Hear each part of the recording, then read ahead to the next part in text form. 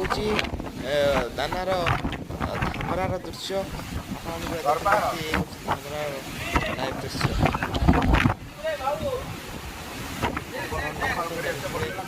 ବାତ୍ୟା ଆପଣ ବହୁତ ସଜାଗ ହୁଅନ୍ତୁ। ନିଜର ଯତ୍ନ କାଗଜପତ୍ର ଔଷଧ ସାଥିରେ ରଖନ୍ତୁ।